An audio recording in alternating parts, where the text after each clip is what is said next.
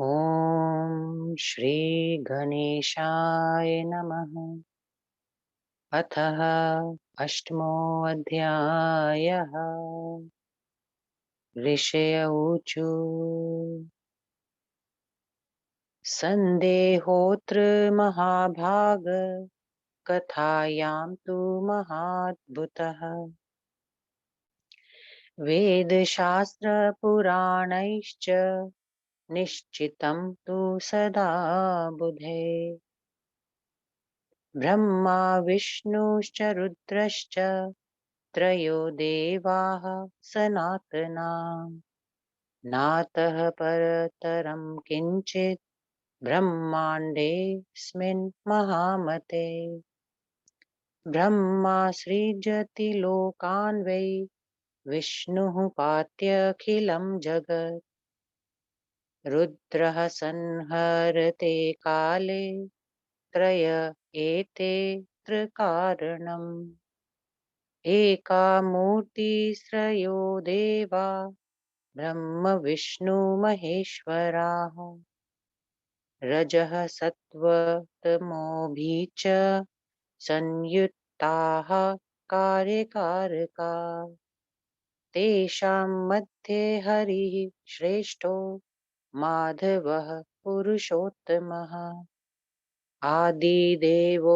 जगन्नाथः समर्थः सर्वकर्मसु नान्यः कोऽपि समर्थोऽसि विष्णोरतुलतेजसः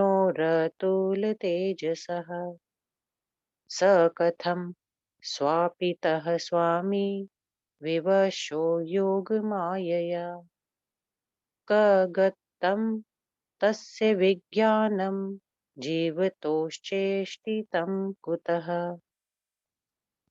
सन्देहोऽयं महाभाग कथयस्व यथा शुभम् का सा शक्तिः पुरा प्रोक्ता यया विष्णुर्जितः प्रभु कुतो जाता कथं शक्ता का शक्तिर्वद सुव्रत यस्तु सर्वेश्वरो विष्णुर्वासुदेवो जगद्गुरुः परमात्मा परमानन्दः सच्चिदानन्दविग्रहः सर्वकृत सर्वभ्रष्टष्टा विरजः सर्वगः शुचि स कथं निद्रया नीतः परतन्त्रः परं परात्परः एतदाश्चर्यभूतो हि सन्देहो नः परन्तप छिन्धि ज्ञानासित नासूत व्यासशिष्यस्महामते सूत उवाच कः सन्देहं भिन्नत्येनं त्रैलोक्ये सचराचरे मुहानन्ति मुनयः कामं ब्रह्मपुत्राः सनातनाः नारदः कपिलश्चैव प्रश्नेऽस्मिन् न मुनिस्तमाः किं ब्रवीमि महाभागा दुर्घटेऽस्मिन् न विस्मर्शने देवेषु विष्णुः कथितः सर्वगः सर्वपालकः यतो विराडिदं सर्वम् उत्पन्नं सचराचरम् ते सर्वे समुपासन्ते नत्वा देवं परात्परम् नारायणं ऋषिकेशं वासुदेवं जगार्दनम् तथा केचिन्महादेवं शङ्करं शशिशेखरम् त्रिनेत्रं पञ्चवक्त्रं च शूलपाणिं वृषध्वजम् तथा वेदेषु सर्वेषु गीतं नाम्ना त्र्यम्बकम् कपर्दीनं पञ्चवक्त्रं गौरीदेहार्धधारिणम् कैलासवासनिरतं सर्वशक्तिसमन्वितं भूतवृन्दयुतं देवं दक्षयज्ञविघातकम् तथा सूर्यं वेदविदः सायं दिने महयाने तु महाभागा स्तुवन्ति विविधैस्तवे तथा वेदेषु सर्वेषु सूर्योपासनमुत्तमम् परमात्मेति विख्यातं नाम तस्य महात्मनः अग्नि सर्वत्र वेदेषु संस्तुतो वेदवित्तमये इन्द्रश्चापि त्रिलोकेशो वरुणश्च तथा परः यथा गङ्गा प्रवाहेश्च बहुभिः परिवर्तते तथैव सर्वदेवेषु विष्णुः प्रोक्तो महर्षिभिः तृणयेव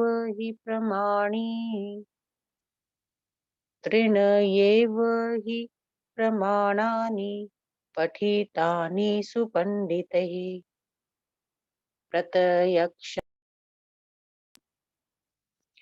चानुमानं च शाब्दं चैव तीतिकम् चत्वार्ये वेतरे प्राहुर्पमाणुयुतानि च अर्थापत्तियुतान् येनये पञ्चम प्राहुर्महाधिय सप्त पौराणिकाश्चैव प्रवदन्ति मनीषिणः एतैः प्राणैः दुर्गेयं यद् ब्रह्म परमं च तत् वितर्कश्चात्र कर्तव्यो बुद्ध्या चैव गमनेन च निश्चयात्मिकया युक्त्या विचार्य च पुनः पुनः प्रत्यक्षतस्तु विज्ञानं चिन्तयं मतिमतां सदा दृष्टान्तेनापि सत्तत्त शिष्टमार्गानुसारिणा विद्वांसोऽपि वदन्त्येवं पुराणे परिगीयते द्रुहिणे सृष्टिशक्तश्च हरौ पालनशक्तिता हरे संहारशक्तिश्च सूर्ये शक्तिः प्रकाशिका धराधरणशक्तिश्च शेषे कूर्मे तथैव च साधा शक्तिः परिणता सर्वस्मिन्य प्रतिष्ठिता दाहशक्तिस्तथा वह्नौ समीरे प्रेरणात्मिका शिवोऽपि शवतां याति कुण्डलिन्या विवर्जितः शक्तिहीनस्तु यः कश्चित् समर्थः स्मृतो बुधैः एवं सर्वत्र भूतेषु स्थावरेषु चरेषु च ब्रह्मादिस्तम्बपर्यन्तं ब्रह्माण्डेऽस्मिन् महातपाः शक्तिहीनं तु निधनं स्याद् मात्रं चराचरम् अशक्तः शत्रुविजयेन गमने भोजने तथा एवं सर्वगता शक्तिः सा भ्रमेति विविच्यते सोपास्या विविधे सम्यग् अग्निचार्या सुधीया सदा विष्णौ च सात्विकी शक्तिस्तया हीनोऽप्यकर्म कृत् द्रुहिणे राजसी शक्तिर्यया हीनोः सृष्टिकृत् शिवे च तामसी शक्तिस्तया संहारकारकः इत्यूहं मनसा सर्वं विचार्य च पुनः पुनः शक्तिः करोति ब्रह्माण्डं सा वै पालयतेऽखिलम् इच्छया संहरत्येषा जगदेतश्चराचर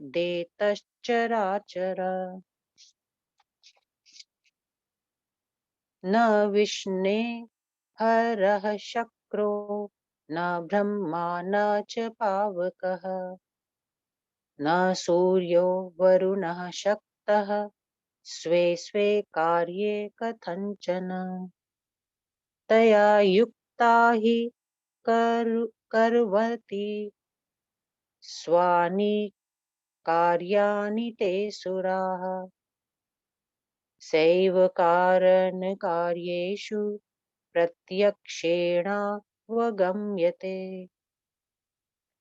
सगुणा निर्गुणा सा तु द्विधा प्रोक्ता मनीषिभिः सगुणा रागिभिः सेव्या निर्गुणा तु विरागिभिः धर्मार्थकाममोक्षाणां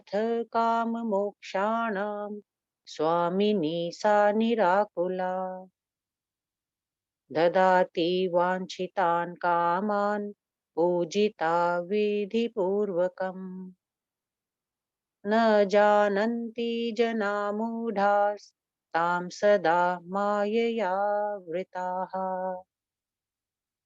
जानन्तोऽपि नराः केचिन् मोहयन्ति परानपि पण्डिताः स्वोदरार्थं वै पाखण्डानि पृथक् पृथक् प्रवर्तयन्ति कलीना प्रेरिता मन्दचेतसः कलावस्मिन् महाभागा नानाभेदसमुत्थिताः नान्ये युगे तथा धर्मा वेदब्राह्मा कथञ्चन विष्णुश्चरतयसावुग्रं तपोवर्षाणयनेकशः ब्रह्माहरस्त्रयो देवा ध्यायन्तः कमपि ध्रुवम् कामयानां सदा कामं ते त्रयः सर्वदैव हि यजन्ति यज्ञान् विविधान् ब्रह्म विष्णु महेश्वराः ते वै शक्तिं परादेवीं ब्रह्माख्यां परमात्मिकाम् ध्यायन्ति मनसा नित्यं नित्यां मत्वा सनातनीम् तस्माच्छक्ति सदा सेव्या विवद्भिकृतनिश्चयैः निश्चयः सर्वशास्त्राणां ज्ञातव्यो मुनिसत्तमाः कृष्णाच्छ्रुतं मया चैतन्येन ज्ञातं तु नारदात् पितुः सकाशात् तेनापि ब्रह्मणा विष्णुवाक्यतः न श्रोतव्यं न मन्तव्यम् येषां वचनं बुधे शक्तिरेव सदा सेव्या विवर्धेहि कृतनिश्चयैः प्रत्यक्षमपि द्रष्टव्यं शक्तस्य विचेष्टितम् अतः सर्वेषु भूतेषु ज्ञात्वया शक्तिरेव हि इति श्री देवी भागवते महापुराणे अष्टादश साहस्रयां संहितायां प्रथम स्कंधे अष्टमो अध्यायः। आठवां अध्याय हिंदी अनुवाद। आराध्य कौन है, इसका निर्णय। मुनि बोले, हे महाभाग सूत जी, इस विषय में मुझे बड़ा ही संदेह है। वेदों, शास्त्रों, पुराणों तथा बुद्धिमानों ने सदा यह कह रखा है कि ब्रह्मा, विष्णु और शिव ये तीनों देवता सनातन हैं। हे महामते, समस्त ब्रह्मांड में इनमें से बढ़कर और कौन देवता है। ब्रह्मा जी लोगों की सृष्टि करते हैं, विष्णु उसकी रक्षा करते हैं और शिव जी संहार करते हैं। ये ही तीनों इस विश्व की स्थिति के कारण हैं। ये तीनों देवता एक मूर्ति और तीन स्वरूप हैं। ये तीनों क्रमशः सत्व, रज और तम, इन तीनों गुणों से परिपूर्ण हैं। उनमें वे विष्णु भगवान श्रेष्ठ, माधव, पुरुषोत्तम, आदि देव और जगन्नाथ सब कार्य करने में समर्थ हैं। अतुलित तेजस्वी विष्णु जी के सदृश सर्वसमर्थ देवता और कोई भी नहीं है। ऐसा सबके प्रभु को योग माया ने कैसे सोने के लिए विवश कर दिया। उस समय विष्णु भगवान का विज्ञान कहाँ चला गया, उनके जीवन की चेष्टा कहाँ लुप्त हो गई। हे महाभाग, यह बड़े संदेह का विषय है। कृपा आप ठीक ठीक बताइए। वह कौन सी शक्ति है जिसके विषय में आप पहले बता चुके हैं कि उसने विष्णु भगवान जी को भी परास्त कर दिया था। वह शक्ति कहाँ उत्पन्न हुई थी, उसमें इतनी शक्ति कहाँ से आई, उसमें कौन सी शक्ति है। हे सुव्रत, यह सब आप समझा कर कहिए। सर्वेश्वर विष्णु तो वासुदेव, जगत गुरु, परमात्मा, परमानंद तथा सच्चिदानंद स्वरूप हैं। वे तो सब कुछ करने में समर्थ हैं। सबके रक्षक, रचयिता, रजोगुणहीन, सर्वव्यापी और सर्वथा शुचि पवित्र हैं। वे परात्पर परमात्मा निद्रा के वशीभूत कैसे हो गए। वे परंतप, हमको यह बड़ा विस्मयजनक संदेह है। हे सूत जी, हे व्यास जी, हे महामते, आप अपने ज्ञान रूपी तलवार से हमारे इस संशय को काट दीजिए। ऋषियों के वचन सुनकर सूत जी बोले, हे मुनिगण, सचराचर त्रिलोकी में ऐसा कौन व्यक्ति है कि जो आपके इस महान संदेह का निवारण करने में समर्थ हो। औरों की कौन कहे, साक्षात ब्रह्मा जी के सनातन पुत्र सनकादि मुनि भी इस विषय में कुछ नहीं कह सकते। हे मुनि सत्तम गण, नारद और कपिल सरीखे ज्ञानी भी इस विषय पर मौन रह जाते हैं। तब इस दुर्घट प्रसंग में भला मैं क्या कह सकता हूँ। देवताओं में भगवान विष्णु सर्वव्यापी और सर्वपालक कहे गए हैं। उन्हीं की प्रेरणा से इस चराचर विश्व की उत्पत्ति हुई है। वे सब परात्पर परमात्मा को प्रणाम करके उनकी आराधना करते हैं। वे उनको नारायण, ऋषिकेश, वासुदेव और जनार्दन के नाम से पुकारते हैं। उन्हीं को कुछ लोग महादेव, शंकर, शशि शेखर, त्रिनेत्र, पंचवक्त्र, शूल प्राणी और विश्वध्वज भी कहते हैं। सब वेदों में त्र्यंबकम, कपर्दी, पंचवक्त्र और गौरी देहारधारी के नाम से प्रसिद्ध हैं।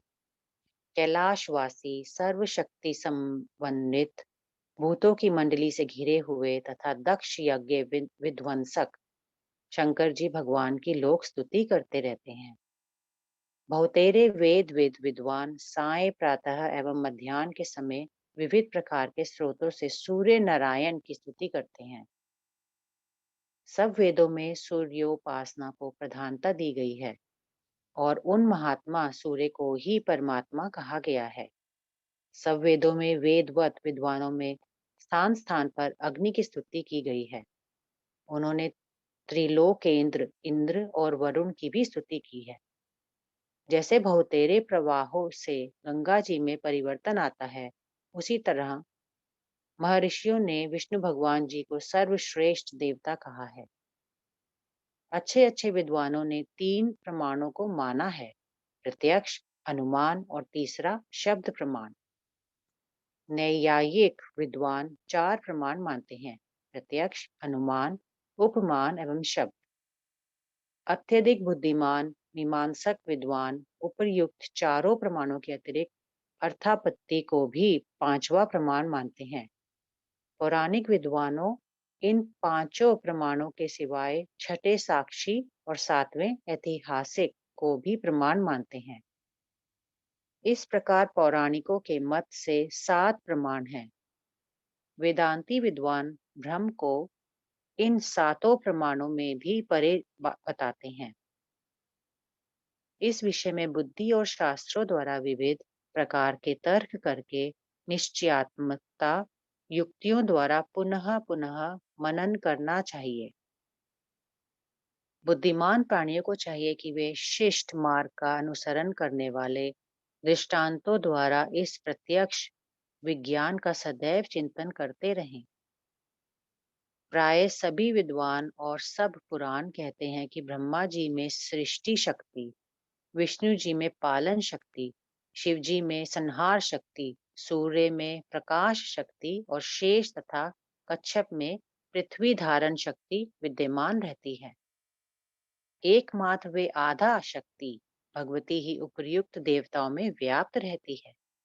वे अग्नि में दाहिका शक्ति तथा वायु में प्रेरणा शक्ति उत्पन्न करती है। कुंडलिनी शक्ति के अभाव में शिव भी शव बन जाते हैं।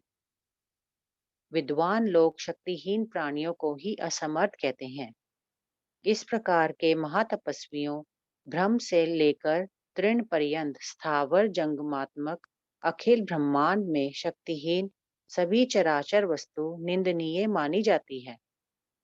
शक्तिहीन मनुष्य शत्रु पर विजय प्राप्त करने, चलने फिरने और भोजन करने में भी असमर्थ रहता है।